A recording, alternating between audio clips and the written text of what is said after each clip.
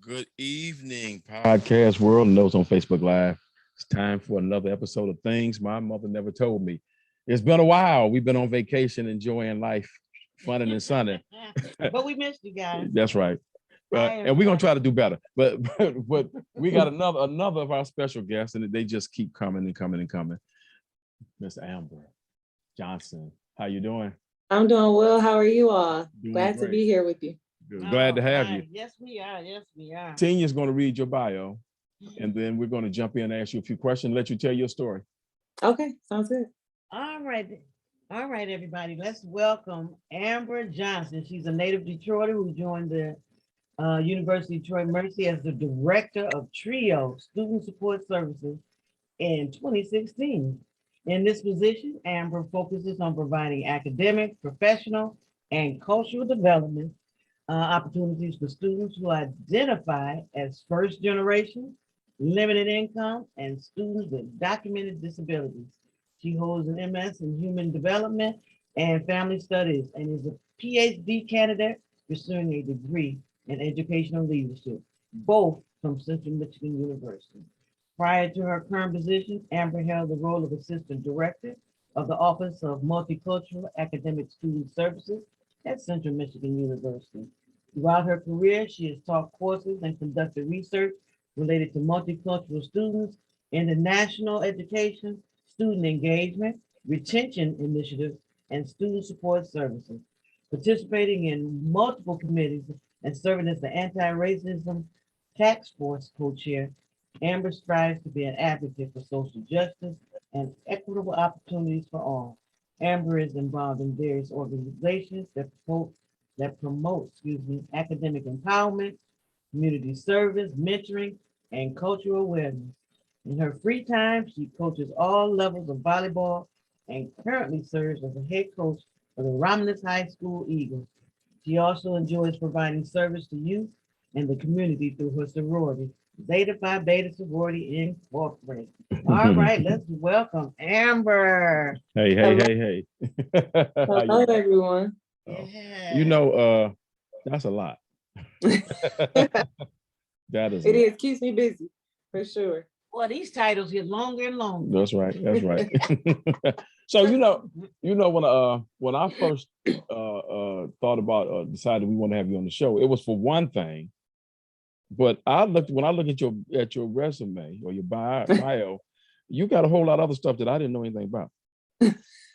I'm happy to tell you whatever you want to know. Right. So we're gonna start with that other stuff. We'll get to the we may have to have you back on to talk about the other one later. Okay.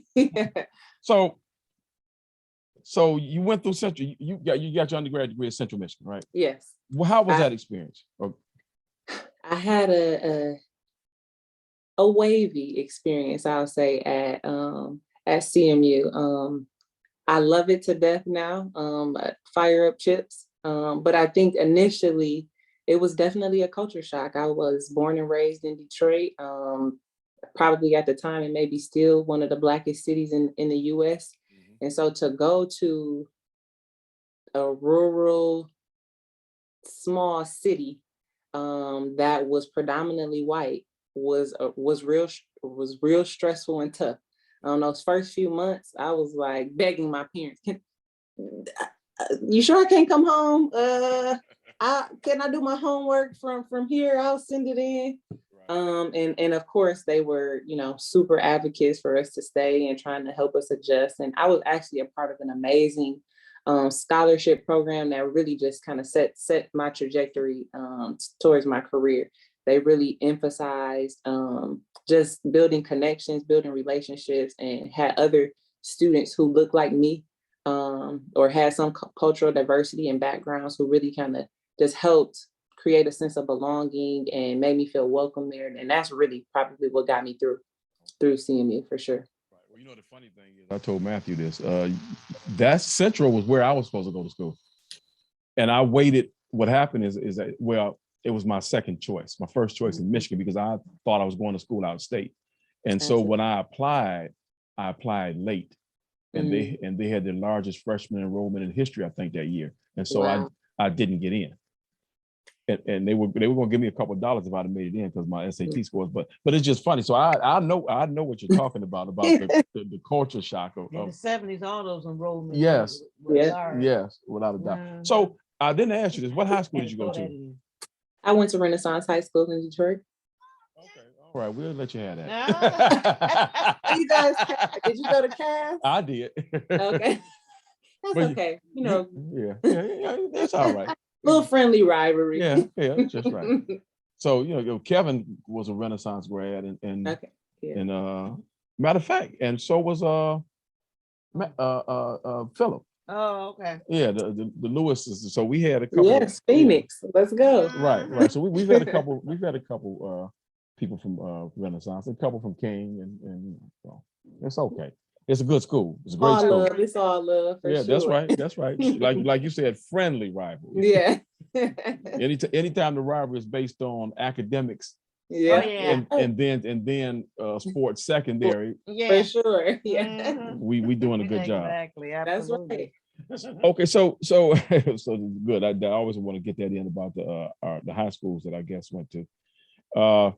So I want to get the area that you went into that you're in.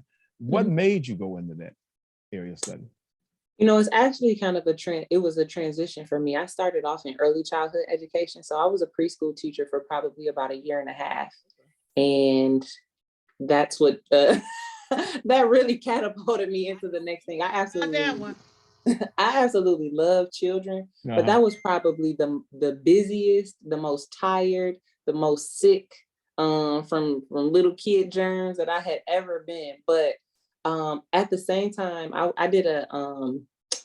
was dual enrolled in my master's program in my final year of my pursuing my undergraduate degree, and I was doing I was working in our multicultural student services office as a student and as a peer advisor. And that is really what got me into higher education. I was taking my master's level classes, finishing undergrad, and I started off writing my thesis paper and everything, taking classes related to early childhood education. And I just fell in love with working in the college setting and specifically working with students who are considered underrepresented, at high risk, and really just being able to provide them with whatever resources and support necessary, because that's really what got me through college. And so that was what I looked at some of my role models in that and during that experience and asked them all about it. And that's what kind of transitioned me onto this path. Okay, sounds good. Wonderful. I like that. And so so that I'm gonna skip past some of the early stuff and go back to it. So you provide academic, professional, cultural developmental opportunities for students who identify as first generation, limited income, and students with documented disabilities. How does that work? So we actually receive funding from the federal government, and we operate through the University of Detroit Mercy. And what we do is provide students with one-on-one coaching, time management skills, workshops. Just about 2 weeks or so ago, we took students on a graduate school visit. And so our goal is to provide them with access to things that they never would have had access to if they weren't a part of our program. So they get additional tutoring hours outside of what the school usually provides to students. We took them on a graduate school visit to Chicago, and usually all of those expenses are paid by our program. We just did our very first I would say like graduate celebratory or farewell experience for those students. So it's an opportunity for them to get recognized for their ability to be able to navigate the college environment successfully when they're coming from places and spaces where people may not always be able to help them navigate that process. And so we do that through the provision of workshops, one-on-one meetings, scholarship opportunities. It's a multitude of different things. We provide them with graduate school preparation, so test prep for the GRE, GMAT, all of the grad school tests. So we just do our best to try to get students as much knowledge and as many resources as they could possibly ask for to help them complete their undergraduate degree and then pursue whatever's next, whether that be their career or additional education. So y'all constantly working with them all throughout their whole tenure Yeah, Okay. so we try to get students or recruit them at the point of them starting school. So the summer before their freshman year. And then we provide them with a career readiness course where they get free credits, college skills course where they get free credits for that class, but it also teaches them some of the skills they need, like note taking, how to read, well, not necessarily how to read, but how to be able to pull information quickly and really get the most out of their courses and study time. Okay. And so these are students, I had that. right? These are students that have already enrolled in the school. Yeah, so students, they can apply once they are admitted, but we can't start official services usually until that summer.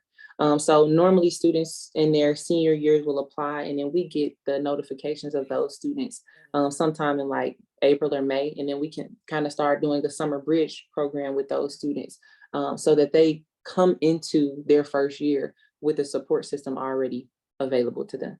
That's how my daughter's goddaughter was. She was accepted at what? Did she go to Michigan? Yeah, she admission. Yeah, and they had a bridge program where she come in that summer before Absolutely. college prep classes. Yes. Yeah, I think, if I'm not mistaken, I think the majority of institutions have those type programs now. Yeah. Some better than others. Some better than others. With yours, do you reach out to the students? Yeah, so we actually reach out to students probably as early as the beginning of May. And they really usually don't have their very first, they usually have their first encounter on campus in like March or April at Accepted Students Day. But then we do some very intentional reaching out to them, and it's probably starting right around May. And then we start our summer transition program mid-July, and that goes usually right up to the start of classes. Right. And so how successful would you deem the program to have been so far? Oh my goodness. It's actually really cool for me to even reflect on that question because our department did not exist before I started there in 2016. Oh, wow. So when we started in 2016, obviously introducing anything new has its challenges. But Right. now we have a waiting list of students who want to get into our program. We only service, we are select. We only service 140 students throughout the year.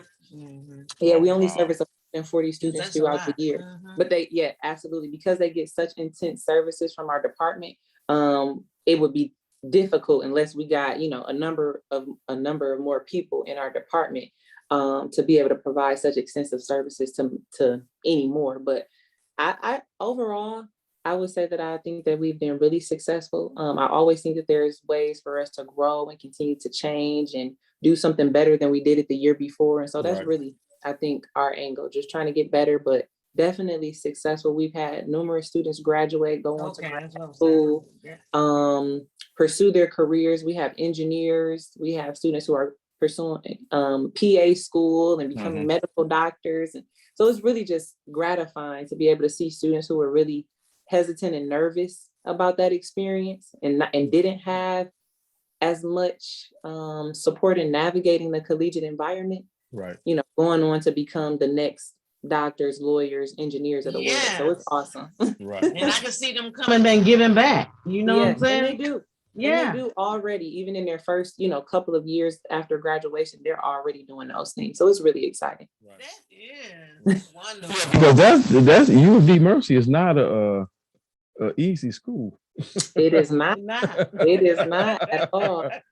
It is not an easy school at all. So okay, that's great. Glad to hear that. Because you speaking of them becoming lawyers and stuff. Because we have several women that we know who have gotten their law degree in the last year. That's awesome. And it appears all of them are passing the bar on the first shot. Yeah. That is amazing. Kudos to them for sure. Yes. This ain't got nothing to do with it, but I got there. Our last guest, or one of our last guests, she was a travel agent for years, and she decided she won't do that anymore. She wanted to be a lawyer. What a switch up. Did she enjoy it? Yeah, she said she Yes. loves it. She's Yeah. a probate. She's a probate attorney. That's awesome. Yeah, she went to school with me at KS. But that's That- like that's crazy. You know, to just do a switch up like that. At Yeah. SSC. We couldn't believe it. Right. So So as long as she's enjoying it. I know that's right. Okay, so I thought that's like a clue with her. Oh, I want to be a lawyer. yeah. Real quick. Mhm. This concurrent journey you're on. How is the you and I were talking beforehand, but I just showed our eyes. How was this PhD pursuit going? Oh my gosh. Right, where to start? It has been one of the most bittersweet experiences, I think, in education ever. You know, as an educator, I feel like I can say that I have my qualms with education and how I think it prepares you for college, and the lack of how it may prepare you for advanced studies. So getting a master's and PhD, I thought was really a challenge because this is the first time I think that you're really asked to create your own knowledge. You know, you have your own opinions, but you're never doing research studies and trying to prove your points to this degree. And as a Black woman, a Black young woman trying to pursue that experience, it really has been a challenge. Even finding people who look like me, who've gone through the experience, who really can just talk to me about some of the things that they felt during the process. You know, I think you battle with a lot of things. Am I really supposed to be here? Do I have the knowledge to be able to be successful in pursuing this PhD?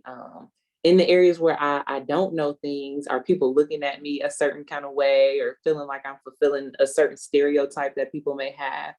So it's definitely been a challenge, but it's been amazing to be almost at the end. I was just saying yesterday that I submitted my proposal defense, well, my paper for my proposal defense, and it's good to be able to see the journey coming to an end and to potentially be in a position to be role models to my students. They're the people, they're the ones that keep me going, to be quite honest. Okay. I understand that, and we just had, like you said, we had our cousin, Yeah. Dr. I was thinking about that. If you don't mind, I'm gonna reach out to her. If you don't mind, I'll give her if she'll do it. I'll give her your number and have her reach out to you. Her Yes, journey was bittersweet as all. I Bittersweet love also. it. I would love it.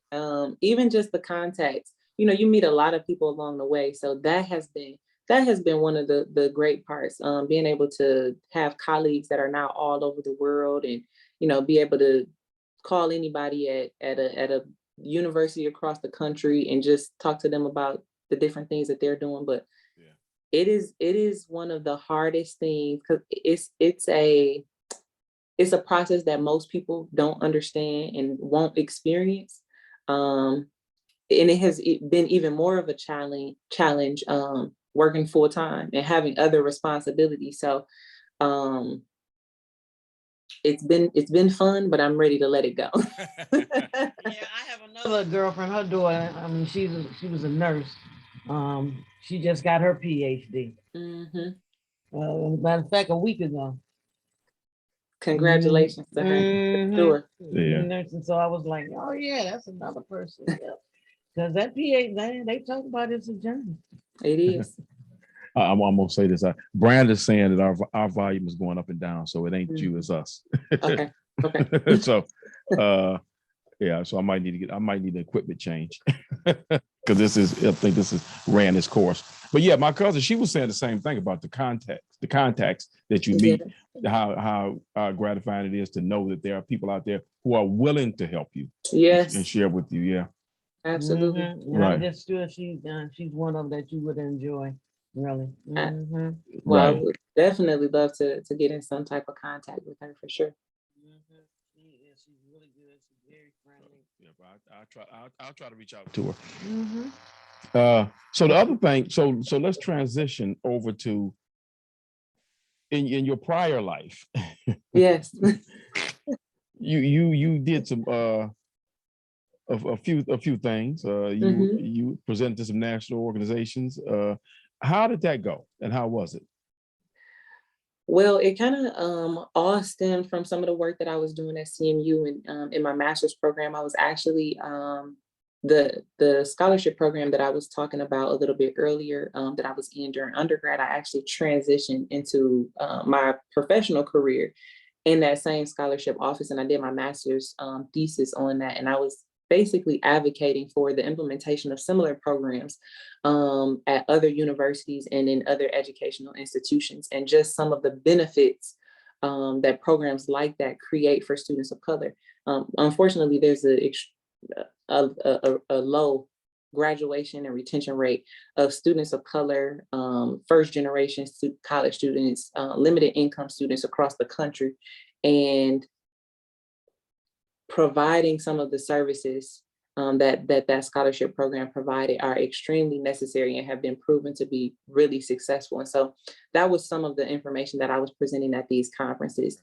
And it's awesome, again, being in conferences where you're interacting with people from all over the world really gives you some insight into some of the things that are happening globally and that we don't always hear about, because sometimes we get boxed into our own way of thinking and what's going on in the US and Michigan and Detroit.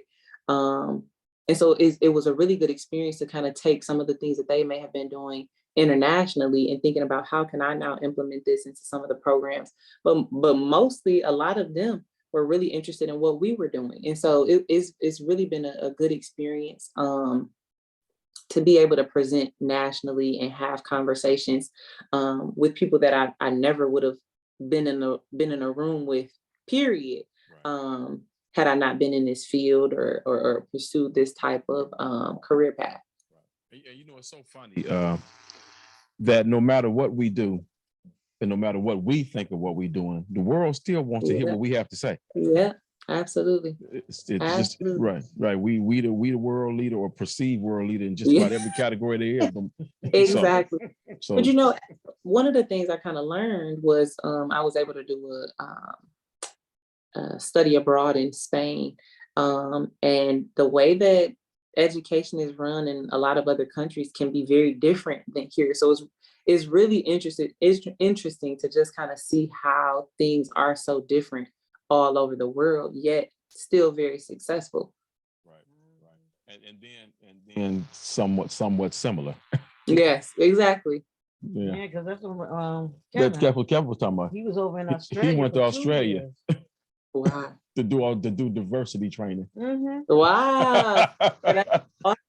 Yeah, and he was just saying how they see no color. Right. That's what they told him. Yeah. That's what they said. Well, it's easy to say we don't see color when you don't. Yeah. 99.9% of the people you see look like you. So it's easy to say, well, we don't see color. Right. That is true. But but Australia has a history of a certain has a history of certain biases. If yes. You will. Prejudices, discrimination, for sure. Mm-hmm. Yeah, but he was, like you said, he started with the young children, with the kids, with then he went to ages 6 to 10 or whatever. Yes. Yeah, so he was starting early, just like they did early. Right. And one of the things I wanted to touch on too is that the work that you were doing, and even what you're doing now, because it's the same thing in somewhat, is that the majority of us who are going to college are all of that. Yes, absolutely. Every year, right? The majority of first generation college students with limited income. Yep. That is predominantly what my program is made up of, is of students of color. And I mean, you have to take into consideration the location, but across the board, there is a correlation between race and ethnicity and income and first generation status. Right. So you're absolutely correct that we are all of those things and often. Right. But the good thing is that we're trying to achieve. or Absolutely. And excel. we're Yeah, going to change that for sure. yeah, yeah. Because the sad part is without scholarship and grant opportunities, Yeah, we do it at the peril of being so deep in debt absolutely. that we can't live a good life. Absolutely. And it does become, that is one of the other things that our program provides is that type of information on how students can alleviate some of their loans or get loan forgiveness. Um, and we aren't typically told about those things. Right. Either you got a scholarship or a grant your first year, or you didn't. And pretty much you go through the remainder of college thinking this is all I could get. Well, there can be so many more opportunities for students to be successful in the college world or realm. I actually went to a high school visit the other day, and I had a young lady saying, my mom says she doesn't want me to go to live on campus because she's concerned about people breaking into my room, and I won't get any money. And so I just started kind of talking to her about a few of the different options that she may have available to her and things that she may need to focus on now as a high school student to put herself in a good position to be able to get funding or some financial assistance when she does decide to pursue college. Yes, and the sad truth is that my belief has always been that every student, especially minority students, need to live on campus at least Absolutely. one semester. Absolutely. Because you got to learn what it's like to live on your own. Absolutely. Yeah. When I moved away, I don't think you realize all of the family responsibilities that you have until you do live away. And it's good, I think, to be able to create some of that separation. You still want to be able to check in on your family and make sure that you can still be there for them. But I think it's so important to really be able to have that time away to really focus on your studies. I can't tell you, since Detroit Mercy is a commuter school predominantly, how many students cite that as one of their biggest hindrances to really being successful in school, that they have so many family responsibilities that they don't have the time to focus on their studies. So I absolutely agree with that, in addition to the college experience. Now, I think the academics are extremely important and should come first, but there's so much more to life that I think you learn in college, that having that experience is unmatched for sure. Right. Because when I was at Western Michigan and I transferred back to Wayne State, and back then Wayne State didn't have a thought of having dorms on campus, and it was just like going to high school. Yeah. It was, so it actually became a drag. Yeah. Because there was no difference especially after coming from being on my own for a couple of years. It didn't work. Absolutely. not for me. So what we're gonna do a transition real quick. Okay. And then we'll get to the other part of your anti-racism task force. Well, we'll get to the other part of your. I had when we corresponded earlier, I told you that we ask this. There's the one question we're going to ask, and that's the one we ask all our guests. And that's, is there anything that you have learned that your mother didn't tell you about or prepare you for? Nah, y'all know my mom, so y'all know she probably prepared me to answer this question.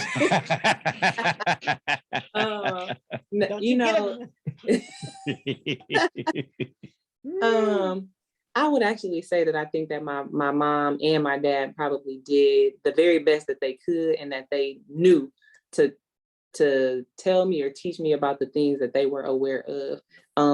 But I'm sure, as we all know, experience is definitely the best, or can be the best teacher. But I would say that there are maybe a couple things. I don't think anybody can prepare you for being a young Black woman in America, or a Black woman in general. Thinking about what that looks like and feels like sometimes, especially in the professional and educational settings, I think was really a transition point for me. How do I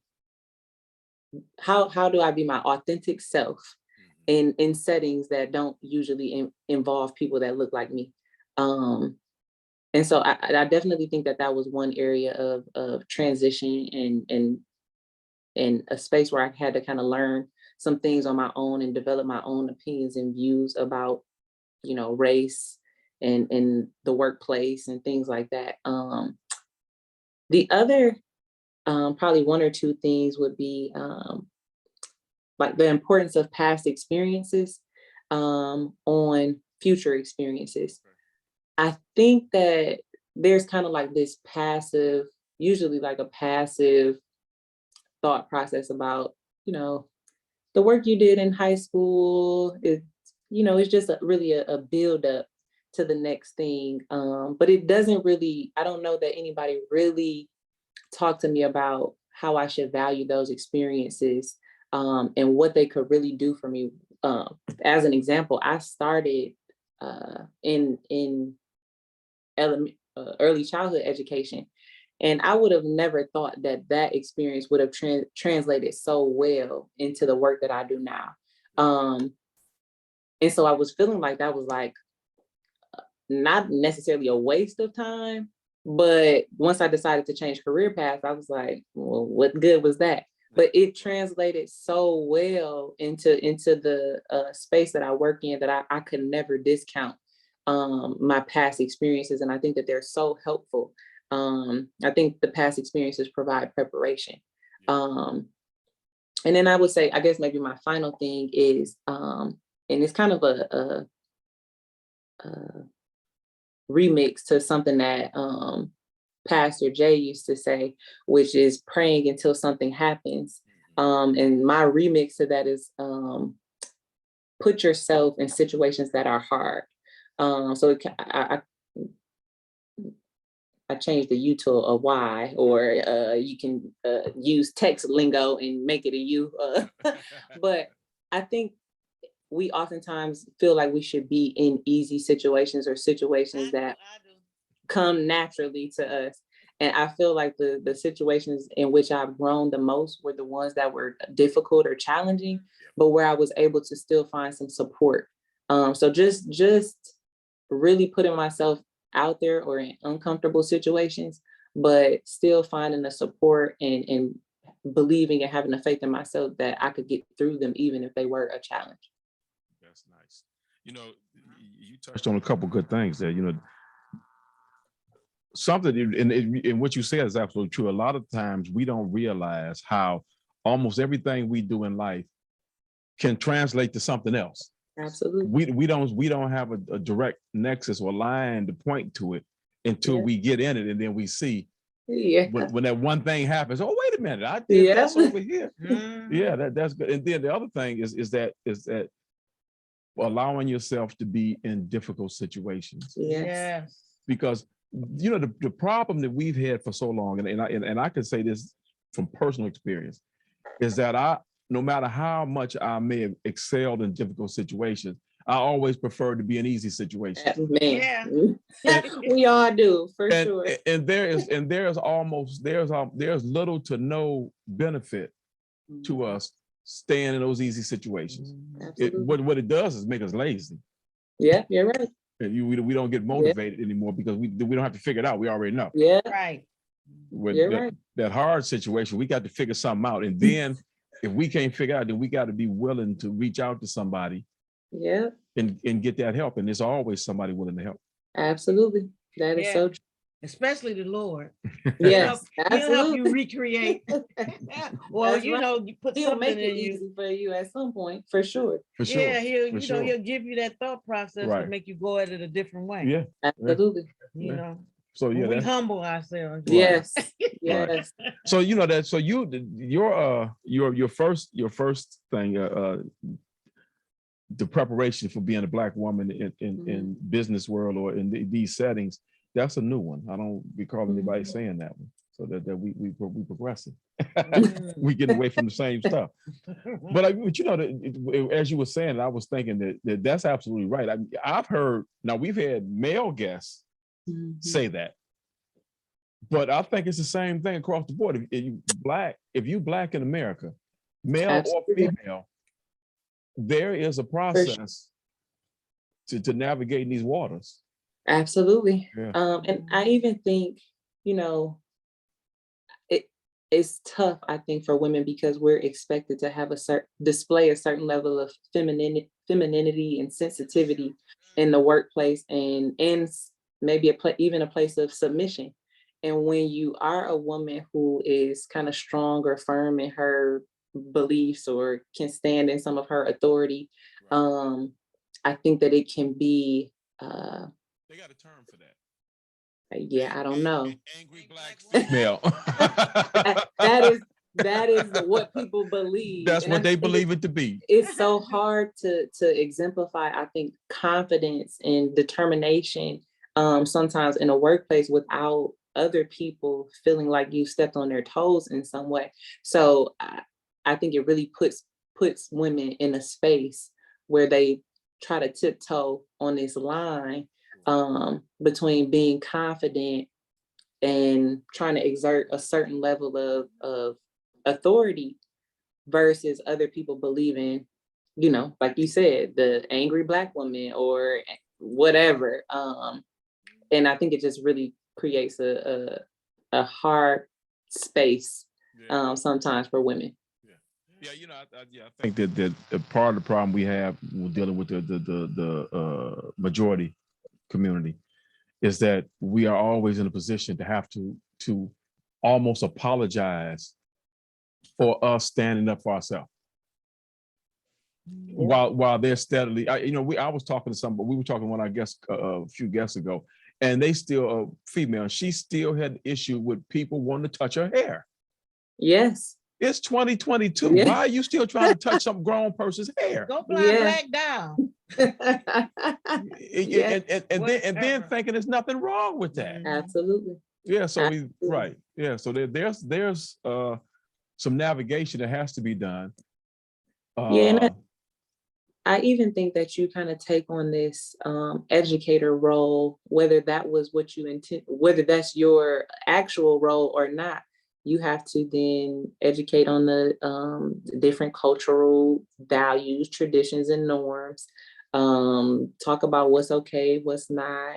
At times, people come to you asking you about the entire community's opinion on something. I mean, it's just, you just get put, I think, in some right. You're representing for the whole space. race. Yeah. Still.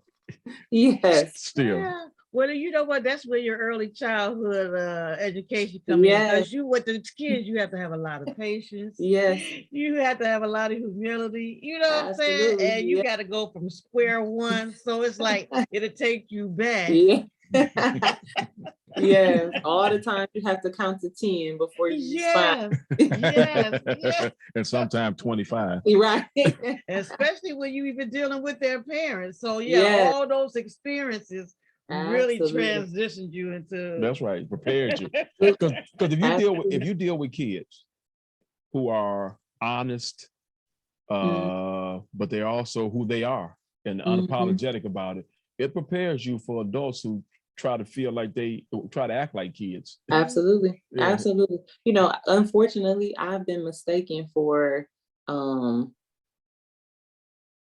gonna say the help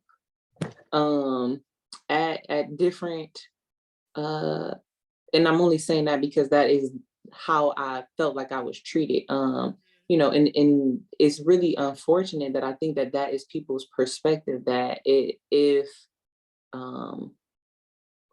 I don't know, if you're younger, if you're Black, maybe if you're a woman, because we tend to be in some of those helping professions, that is all. You can't be an administrator, you can't be, you know, in other places or spaces. And so I think just really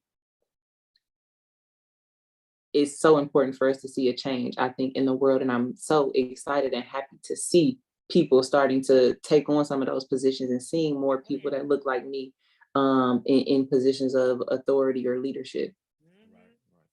So what we're gonna do, we're gonna transition. I wanted to transition after she gave her point, but we got into this other discussion, which I think was great. So you are the head volleyball coach at Romulus High School. How did that happen? That's actually a very funny story. I actually had no plans on being a head coach anywhere, definitely not until I finished my PhD program. And my sister actually went to Romulus High School. And last year she was here after the pandemic, pursuing some job opportunities. And one of her friends actually asked her to come and do a camp, just volunteering with some of the girls over the summer. And from that call, they ended up getting a request to come and, if they had any availability to come and coach. And so I used to coach was one of the assistant coaches at Renaissance High School and had done some coaching previously. And so she asked me, would I be interested in coming and helping out a few times, maybe just showing them a few things, because she hadn't necessarily been in that space in that capacity before. And so I told her, sure, I would be happy to help. Well, 2 or 3 weeks later, she got a job offer in Chicago. And she was like, so about that helping, can you do it full time? And I was like, what? But it's been an awesome experience so far. So you played volleyball at Renaissance? I did. Yep. Okay. 4 years. Okay, cool. So how's the team doing? We're actually doing pretty good. I think, our first year was kind of a transition because we didn't start coaching until right as tryouts were starting. So it wasn't a whole lot of prep or anything like that last season. And students have been off for maybe a year and a half. So you have students coming back into not only the academic setting, but into athletics. And some of them missed out on some of those fundamental years where they're learning some foundational skills. So I think last year was really a growing year for us. But I'm super excited about us kind of moving forward this year and doing some prep, conditioning, open gym, summer camps. We had about a 500 season. So we did okay, but I would love for us to do better moving forward, and just some of this preparation will hopefully get us to that point. Great. That is wonderful. That's exciting. Yeah. and so the camps that you were doing, because that's when I even found out you were doing volleyball. Your parents told us about you had a camp. Yeah. So right now that camp is just for your students, or was it an open camp? Right now it is a closed camp. So we're working at I would love to be able to do some open camps. And even if that was just on request, now we would be able to identify a space for students to come and really help them hone in on some of those developmental and foundational skills that it takes to kind of play at the next level. I was at a high school the other day and I just happened to mention that I coach, and they were like, do you do individual training sessions? And I love athletics. Is probably my first love really behind academics. I've always been an athlete. And just to be able to combine those two worlds has been awesome. So I hope to be able to do some open camps for students or players inside or outside in the coming years. Yeah. You really like your mom, ain't you? Yeah. Mm-hmm. Exactly like her. Sound like her, look like her, the whole nine. I was waiting on that. I said, I know somebody gonna tell me I look like her today. Oh yes, you look like her, sound like her. I know. And then now you got her characteristics. Right. Hey, DNA don't lie though. That's right. Well, it's so funny. My daughter, she was they were at some events where they were playing basketball, and then they did some reference, but they actually were approached about having doing some basketball camp. She's in Springfield, Illinois. So, they need a lot of help down there. So they were talking about doing some camps, and then I actually wanted them to coach the middle school. I think it's the middle school team down there. So I see how that happens. They see you know a little bit of something, and the next thing you know, you coach it. You don't know how it happened, but you coach. Refereeing. Yes, absolutely. Yeah, so that's great. So hey, y'all doing it all. I love it. Right. Well, that's good. So hopefully we'll hear some more in the future about your camps coming up, and of course some of the students that you're working with. Sure. How are the Zetas doing? Oh man, gotta love my blue and white family for sure. It's been great to see. I think our sorority is really founded in social justice work, and so I think that has really kind of been pronounced in the previous well, the previous few years and currently. So they're doing great. My old chapter has now chartered another chapter in another city. So it's great to kind of see those things and continuing to see women just become social justice advocates, and being able to work in that space on a regular basis. So they're doing great. Fantastic. So what's something else that I wanted to talk about real quick, and then we'll let you get out of here. You had served as the anti-racism task force co-chair. Mhm. What was that all about? So one of the initiatives at one of my institutions was to basically increase diversity, equity, and inclusion really at all levels. So they wanted to increase the number of faculty and staff. They wanted to increase student recruitment. They wanted to, maybe look at some of our policies and see, are there any ways that we can be better contributors in this space? How have we had policies that are embedded with discriminatory practices, or do we have any? And that was a part of our responsibility as a task force to identify any of those things, and then try to create a solution or a strategic plan to help overcome and combat some of those issues. Out of it came the development of various offices and programs, the institutionalization of different policies, increased recruitment of students and university employees that had diverse backgrounds. And it was a challenge for sure, because you have a lot of people coming to the table who have different thought processes about what diversity looks like, how much they're willing to push administration and others in different directions. We had to, compromise in some areas and push really hard in other spaces. It was a very difficult space to be in, but very necessary.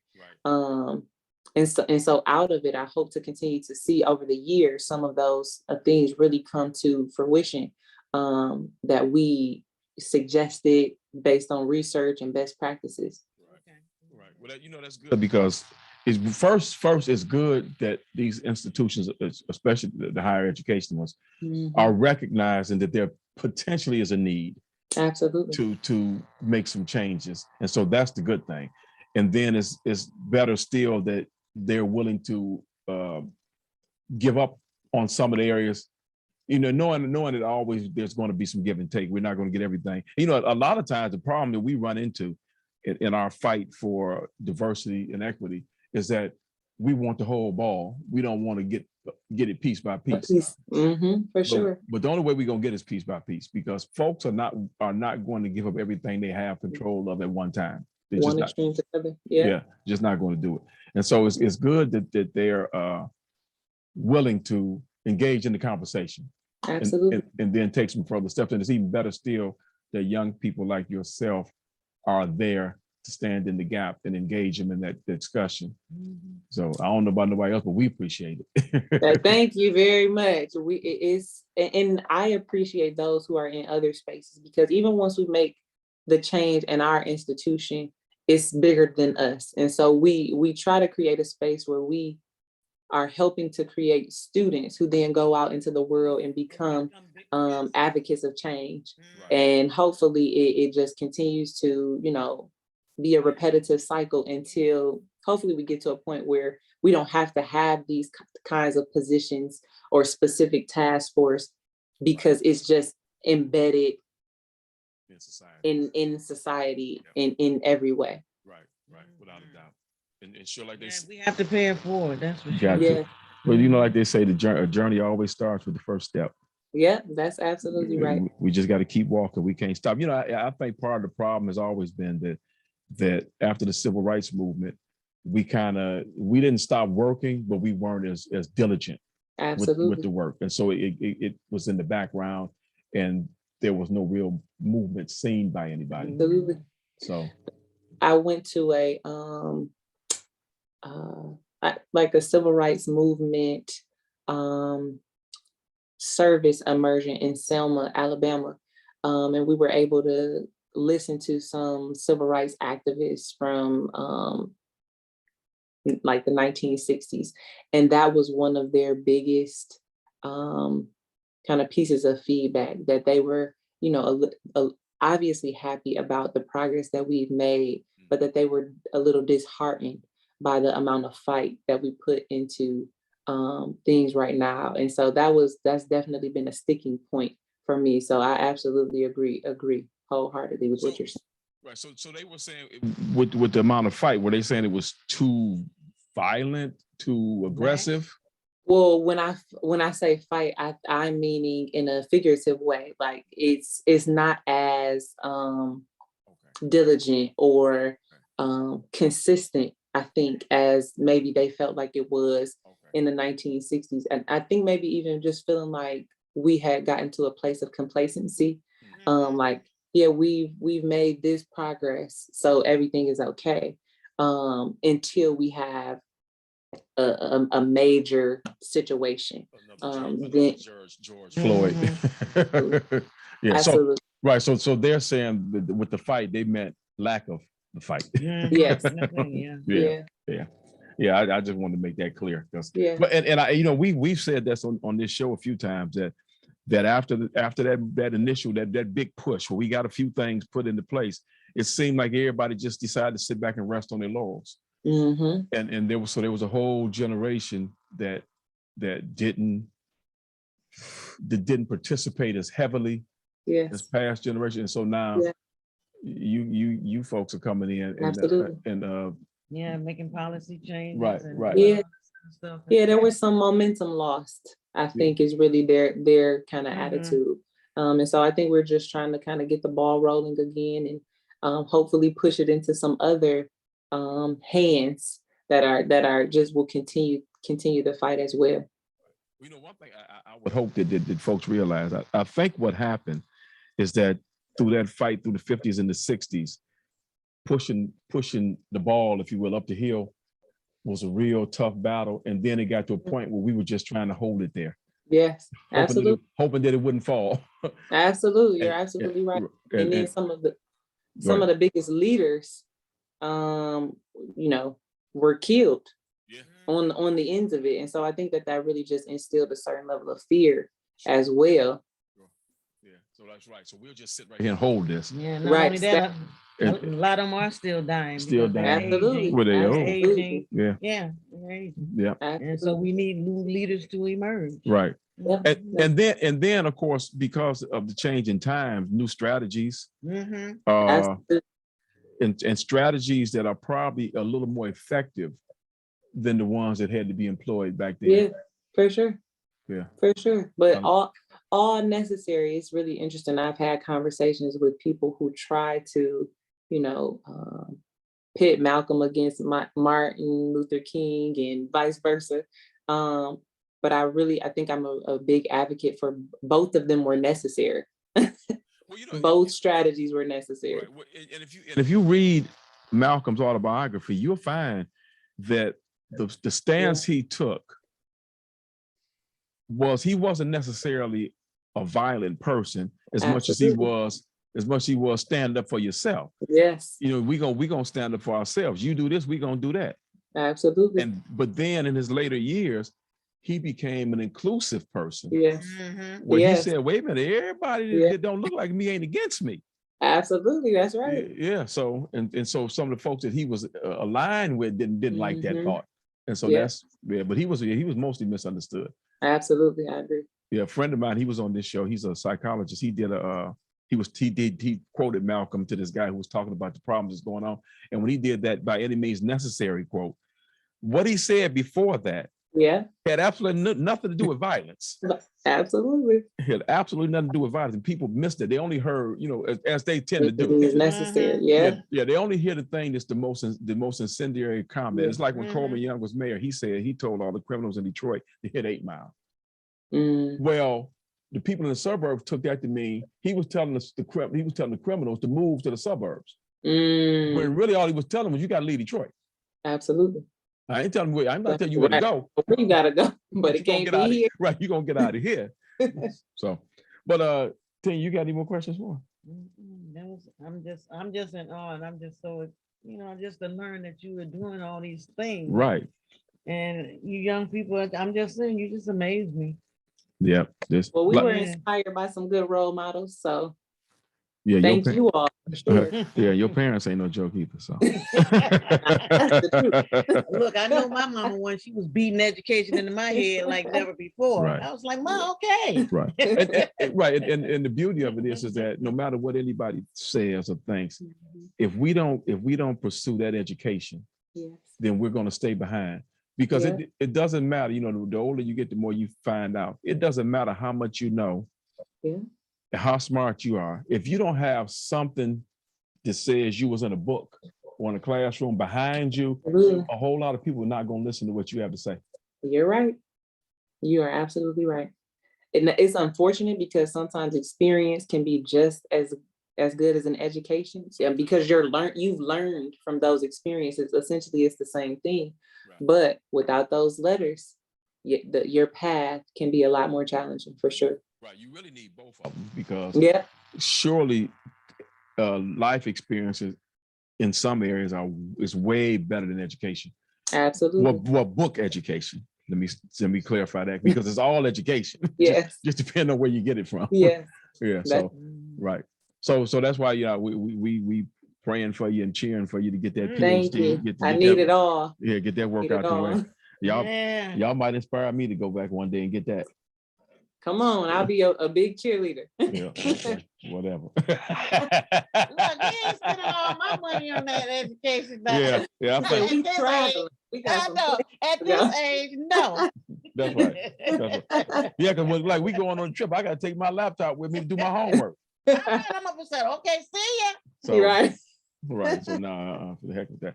So, is it anything that you want to leave the listeners with, a thought or? Oh man. So this is the graduation time here, and all these kids are headed off to school. Yeah. Yes. Really, I think just embrace your past experiences. Allow those experiences to be the best teacher for you. Be willing to put yourself in situations that are challenging, but identify, support from those around you or seek out support. And, something that's been really important to me is having a spiritual relationship. And because sometimes when all of those other supports and things can't come through or don't come through, you at least have, you know that you have a bigger presence that will always come through. So, that's right. That's right. The tears with that one, because a lot of our people are well anchored and got a foundation in the Lord, and they know without Him they can do nothing. Yeah, absolutely. Mm-hmm. Beautiful. Wonderful. So we gonna we gonna thank you. Yeah, virtual hug. So we thank you for taking the time out to come on here and really share with us.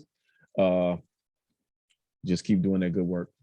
Thank you very much, and thank you both for having me. It was definitely a pleasure to talk with you, and happy to share in any way that I can, and really appreciate the opportunity. No problem. Take care now.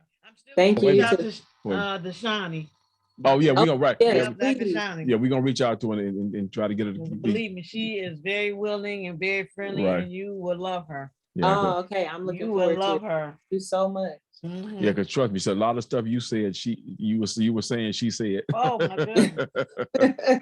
Yeah, she had a show enough journey. Yeah, that bittersweet for real. Yeah, it is no joke. It is no joke to get that. But and I'll leave you with this. The most important part of that PhD and what you were saying about now you doing your own thing and you doing your own is that you can set policy.